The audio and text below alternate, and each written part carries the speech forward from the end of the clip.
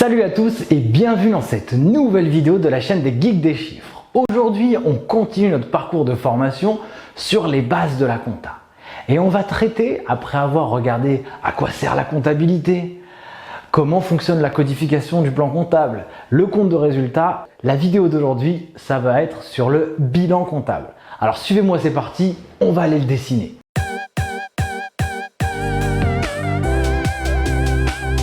Aujourd'hui, dans le cadre de cette vidéo, on va travailler sur le bilan comptable. Un bilan comptable, il va montrer le patrimoine de l'entreprise à un instant où on regarde son patrimoine. En gros, d'un côté, ce que l'entreprise possède, c'est ce qu'on va appeler des actifs comptables, et de l'autre, ce que l'entreprise doit, c'est ce qu'on va appeler un passif. Si vous prenez votre exemple personnel, à titre individuel, et là, c'est une question que je peux vous poser ou que vous pouvez vous poser vous-même. Quel est votre patrimoine personnel?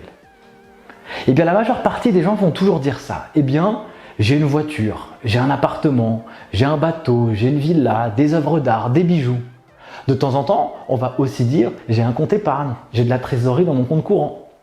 Oui, mais ça, c'est le côté positif de la chose. Imaginez que la majeure partie des gens ne peuvent pas s'acheter une maison ou un appartement comptant. Et donc, qu'est-ce qu'ils vont faire? Alors, ils vont être contents de se l'acheter, évidemment.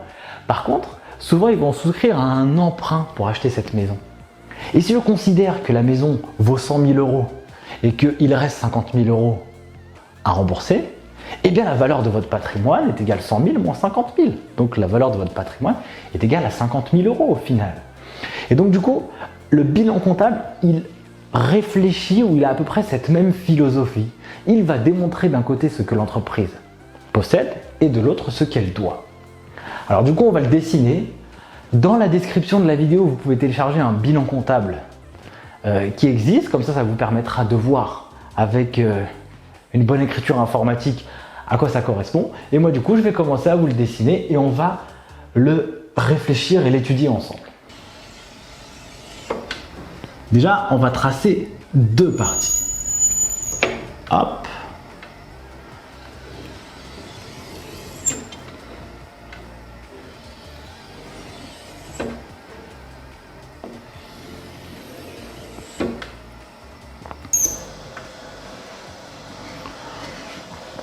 Voilà comment est construit le bilan comptable. Alors vous avez deux grandes parties. À gauche, vous avez ce qu'on appelle l'actif comptable. Ce que l'entreprise possède. Et de l'autre côté, vous avez ce qu'on appelle le passif. Ce que l'entreprise doit. Ici, alors on ne va pas très bien voir, donc notez-le, écoutez-le bien. Nous avons ce qu'on appelle la valeur brute. Ici, nous avons ce qu'on appelle les amortissements et provisions. On verra ça plus tard. Si vous mettez un maximum de pouces bleus et que vous kiffez la vidéo et que vous en voulez encore d'autres, je me permettrai de vous faire d'autres vidéos à ce sujet. Et ici, vous avez la colonne nette. Le bilan comptable, voilà comment il se présente. D'un côté l'actif et de l'autre côté le passif. Vous voyez que ici vous avez deux grandes lignes. Ici on va considérer que ce sont les actifs et les passifs long terme. Donc qui n'ont pas vocation à bouger beaucoup. Et ici, sur le bas de bilan, vous avez ce qu'on appelle les actifs et passifs court terme. Alors, je pose souvent une question dans mes formations qui est la suivante. On va commencer par l'actif, ce que l'entreprise possède.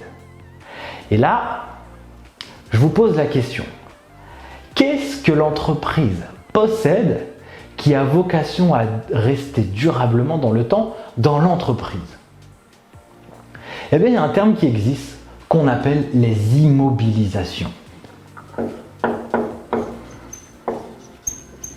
Que je vais écrire IMO. Donc ce sont les immobilisations.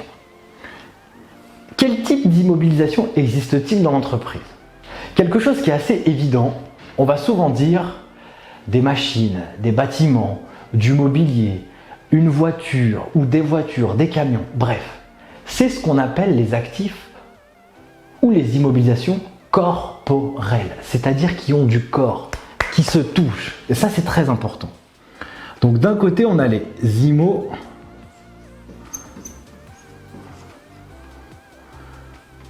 corporels. Ensuite, vous avez quelque chose qui peut s'opposer à corporel.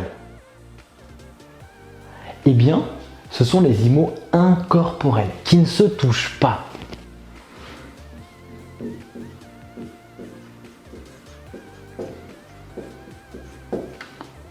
Je vais vous donner quelques exemples. Dans les immobilisations incorporelles, voilà ce que l'entreprise peut avoir. Elle achète un logiciel. Si elle est propriétaire de ce logiciel et que ça lui permet de faire des infographies, que ça lui permet de faire des plans hyper bien parce que l'entreprise a une activité de construction de bâtiments, elle enregistrera son logiciel en immobilisation corporelle. Pour information, si on réfléchit bien au code comptable, les immobilisations, ce sont tous les codes comptables de la classe 2. Donc tout ce qu'il y a ici, dans cette partie du bilan, c'est dès lors que vous allez travailler en comptabilité et que vous allez mouvementer un compte de la classe 2, cela aura un impact sur le patrimoine actif de l'entreprise, actif long terme. Donc ici, classe 2, sur toute cette partie-là. Ok? Donc vous pouvez avoir ici un logiciel. Vous pouvez avoir des brevets. Un brevet, ça ne se touche pas, c'est incorporel. Typiquement, vous avez aussi, et ça c'est très dans l'air du temps, le site internet. Prenons l'exemple de vente privée. Vente privée, si elle n'a pas d'application mobile et si elle n'a pas de site internet, comment cette entreprise fait pour fonctionner? Eh bien, elle ne peut pas, puisque c'est la manière dont laquelle elle réussit à commercialiser ses produits. Donc, tout ce qui va avoir un intérêt pour créer des avantages économiques, pour permettre à l'entreprise de fonctionner, ce seront des immobilisations. Parce que ce site internet aura aussi une vocation à rester durablement dans le temps dans l'entreprise. Donc, brevet, logiciel, site internet, entre autres. Ensuite, dans les immobilisations corporelles, vous avez les machines, le matériel informatique, le mobilier, les machines industrielles, la construction des bâtiments, les terrains. Tout ça, c'est dès lors que l'entreprise en est propriétaire, c'est qu'elle l'a acheté. Ok? Et ici, vous avez un autre élément qu'on appelle les immobilisations financières.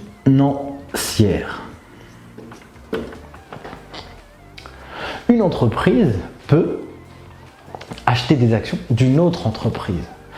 Si elle fait ça, c'est globalement, elle a vocation à acheter des actions, donc rester durablement dans le temps actionnaire de l'autre entreprise. Les immobilisations financières, elles rentrent dans les comptes de la classe 2, également ici. Alors les IMO incorporels, ce sont tous les codes comptables qui commencent par les comptes de la classe 2.0, les immobilisations corporelles de 1 et les immobilisations financières de 6, de 7. Il y en a d'autres que je ne vais pas développer dans le cadre de cette vidéo. Ça, c'est l'actif long terme, ce que l'entreprise possède qui a vocation à rester durablement dans le temps dans l'entreprise. Alors, maintenant, on va passer au bas du bilan. Sur ce bas du bilan, on va toujours parler d'actifs. Par contre, on va parler d'actifs circulants. Quelque chose qui bouge, ça rentre, ça sort. Et ça n'a pas vocation, comme les immobilisations, à rester durablement dans le temps dans l'entreprise, en tout cas en l'état. Alors, nous avons l'actif circulant. Ce que nous allons retrouver dans l'actif circulant, alors je vais vous poser une question, et ce qu'il faut bien avoir en tête, c'est la chose suivante. Qu'est-ce que l'entreprise possède qui n'a pas vocation à rester durablement dans le temps dans l'entreprise? Et bien, je vais vous donner la réponse. C'est le stock. le stock. Le stock, évidemment, ça rentre, ça sort. Lorsque l'entreprise achète des marchandises pour les revendre, peut-être qu'il y a un certain nombre de marchandises qu'elle va acheter et qui ne seront pas vendues. Et donc, ils apparaîtront dans le stock. Au même titre que si elle achète des matières premières et qu'elle ne les a pas utilisées pour fabriquer des produits, elle les mettra dans le stock. Ça, c'est un premier point. Ça, c'est un point qui est très très important à analyser parce qu'une entreprise qui stocke beaucoup, eh bien, il faut bien que ce soit une stratégie qui soit bien élaborée, bien ficelée. Parce que imaginez-vous qu'une entreprise se dit « Oh, bah, j'ai envie de faire de la sécurité, bah, j'achète des matières premières, comme ça, je les achète, je les ai en stock au cas où on me fait des demandes de commande de produits. » Si c'est pas utile, c'est pas la peine parce que l'entreprise va sortir de l'argent et en sortant de l'argent, elle va plus avoir de trésorerie, ou alors si elle aura sa trésorerie, mais c'est sous forme de stock, et si elle a un pépin pour payer l'URSSAF ou l'État ou des salariés, je ne sais quoi, elle ne pourra pas prendre son stock pour payer en fait, ou alors il faudra qu'elle le vende, mais du coup elle le vendra à un prix probablement moins important que ce qu'elle avait acheté au début. Donc cette partie-là, stock, c'est très très important. Ensuite, vous avez d'autres acteurs, et là c'est une autre question que je vais poser. Qui peut devoir de l'argent à l'entreprise? Spontanément, vous pouvez d'ores et déjà dire les clients. Et oui, les clients, lorsqu'ils n'ont pas payé l'entreprise, ils doivent de l'argent à l'entreprise. C'est un actif pour l'entreprise parce que imaginez que demain l'entreprise va être vendue. Donc son fondateur souhaite vendre sa boîte et que il y a des clients qu'ils doivent pour une valeur de 100 000 €. Eh bien le vendeur, quand il va vendre l'entreprise, il va aussi vendre les créances clients. Parce qu'il va dire à son acquéreur, au fait, il y a quelqu'un qui va te payer 100 000 €. Donc ces 100 000 €, j'aimerais bien que tu me les donnes. Donc ça, voilà pourquoi on dit que les créances clients font partie de l'actif comptable. C'est ce que l'entreprise possède. Et tant qu'il y a des montants ici, ça veut dire que l'entreprise, elle a des créances qui ne sont pas payées. Donc là, c'est la somme que doivent les clients à l'entreprise. Ensuite, vous avez comme autre acteur l'État. L'État peut devoir de l'argent à l'entreprise, bon c'est assez rare, mais non, en réalité c'est assez souvent le cas, par exemple sous forme de crédit d'impôt. Si l'entreprise a des crédits d'impôt et que l'État lui doit, eh bien la créance ira ici. Ça peut être aussi de la TVA déductible ou des crédits de TVA qu'on pourra retrouver ici. On en discutera plus tard dans d'autres vidéos de ce sujet. Vous avez également des fournisseurs qui peuvent devoir de l'argent. S'ils ont fait des factures d'avoir, eh bien l'entreprise va avoir un remboursement de son fournisseur, probablement. Ou alors elle imputera cet avoir sur d'autres factures qu'elle devra. Mais en tout cas, le fournisseur, quand il a émis une facture d'avoir et que l'entreprise l'a enregistrée dans ses propres codes comptables, eh bien le fournisseur doit de l'argent. Ensuite, vous avez un autre cas de figure. Par exemple, c'est souvent le cas dans les entreprises ou les groupes. Vous avez une société qui va prêter de l'argent à une filiale, par exemple. Eh bien, la société du haut, quand elle va prêter, eh bien, elle aura une créance vis-à-vis de cette filiale. Donc ça, c'est quelque chose aussi qui peut être une créance pour l'entreprise. Dans les comptes comptables de la société mère, la filiale pourrait devoir de l'argent. Ici, donc je ne l'ai pas écrit plus haut, mais je vais le faire maintenant. Nous avons tous les codes comptables de la classe 4. Tous ces acteurs-là sont des tiers à l'entreprise. Et les tiers à l'entreprise, ils sont matérialisés par des codes comptables de la classe 4. Client 411. État, ça commence par des codes comptables de la classe 44. Sur le stock, ce sont tous les comptes de la classe 3 qui sont mouvementés. Ensuite, nous avons un peu plus bas les disponibilités.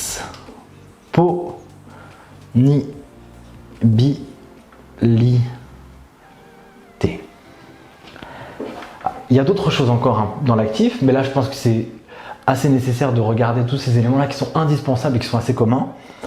Nous avons les disponibilités, c'est tout l'argent que l'entreprise dispose et qui est à sa disposition, dans le compte courant ou dans la caisse. Évidemment, c'est à l'actif du bilan si c'est positif.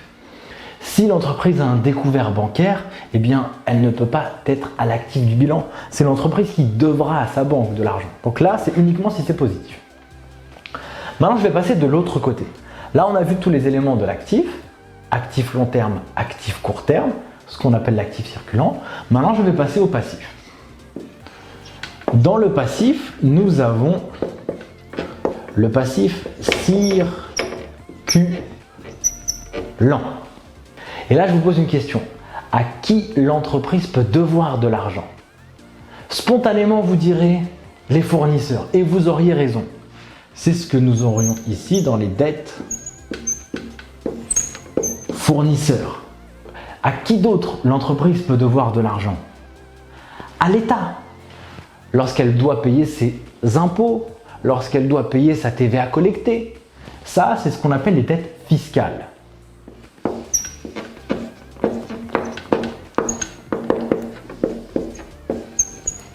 Dette fiscale. Mais elle peut aussi devoir de l'argent à d'autres entités, comme l'URSSAF, la retraite, la prévoyance, ou même les salariés. Et ça, c'est ce qu'on intitule dette fiscale et sociale, qui sont relatives au social. Et vous avez aussi, donc je reprends mon exemple de tout à l'heure, la société mère qui a prêté de l'argent à sa fille, donc ça c'était le cas de figure ici, mais dans les codes comptables de la fille, eh bien, vous avez une dette que la fille peut avoir envers sa mère. Donc ce serait positionné dans un poste qui s'appellerait dette financière. Dette financière. Vous avez également autre chose, comme je vous ai dit précédemment, pour les disponibilités. Dans les disponibilités, matérialisées par des comptes de la classe 5, si je suis à découvert, eh bien, j'aurai ce qu'on appelle un concours bancaire courant, ou un découvert dans la vraie vie, c'est comme ça qu'on l'appelle. Cela sera un passif circulant. Vous voyez que les dettes fournisseurs, des fois on en a, on paye donc on n'en a plus. Des fois on a des dettes fiscales, une fois qu'on a payé, il n'y en a plus. Donc vous voyez, ça bouge et c'est pas l'objectif qu'il reste des dettes fournisseurs dans les comptes de l'entreprise, ni même des dettes fiscales ou autres. Regardez bien ce que je vais faire. D'un côté, vous avez ce que l'entreprise possède et de l'autre, vous avez ce que l'entreprise doit.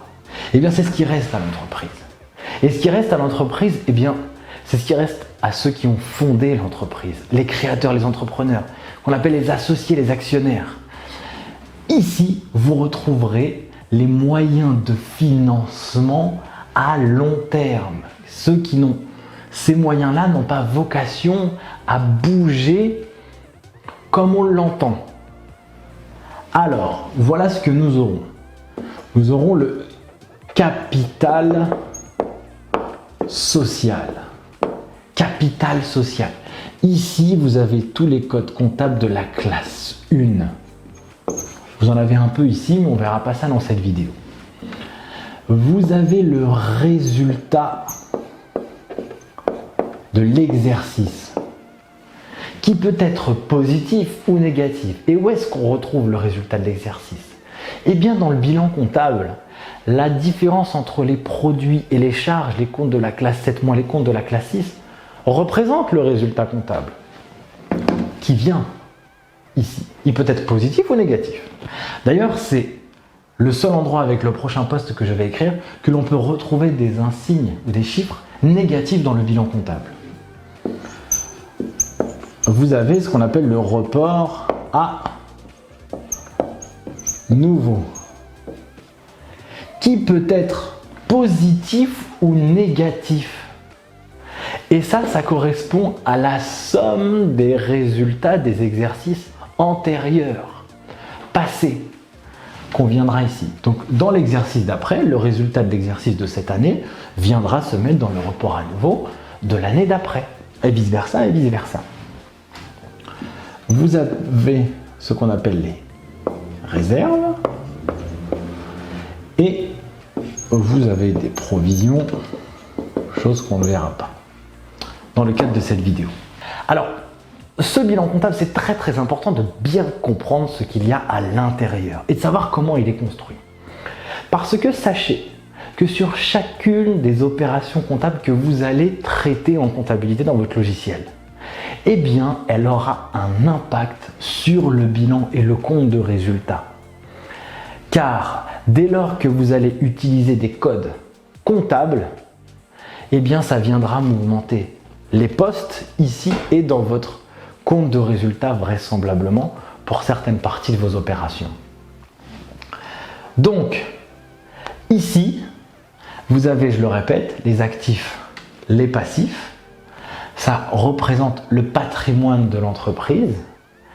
Et sachez une chose, et ça j'entends souvent, que vous êtes un véritable acteur dans la réalisation du bilan et du compte de résultat. J'entends des termes où on dit que c'est l'expert comptable qui fait le bilan. C'est le chef comptable qui fait le bilan. C'est le comptable général qui fait le bilan. Et vous, non. Eh bien, c'est tout faux. Parce que toute l'année, quand vous enregistrez vos écritures comptables ou que vous allez enregistrer vos écritures comptables, eh bien, vous avez un impact dessus. Et le nombre d'écritures que vous allez saisir, eh bien, ce sera autant de choses qui viendront alimenter le bilan et le compte de résultat. Donc du coup, il faut bien prendre en considération que ce que fait votre expert comptable, votre chef comptable, eh bien c'est des ajustements, ce sont des travaux d'inventaire. Il va clôturer le bilan en faisant des écritures d'ajustement pour pouvoir respecter une image fidèle de ce qui se passe dans l'entreprise d'un point de vue financier et patrimonial. Donc, voilà pour cette vidéo sur le bilan comptable. J'espère que vous avez énormément kiffé. Moi, évidemment, j'ai pris un grand plaisir à la faire.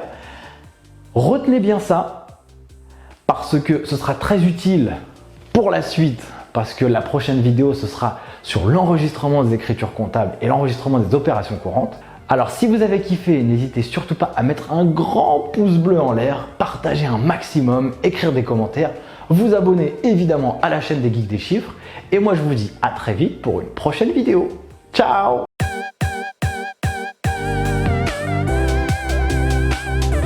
L'entreprise, voilà ce qu'elle fait. Alors, qu'est-ce que je veux dire, moi? Je sais plus. Ok. Comment est architecturé le plan de compte? Comment est architecturé? 1, 2, test micro. 1, 2, 1, 2.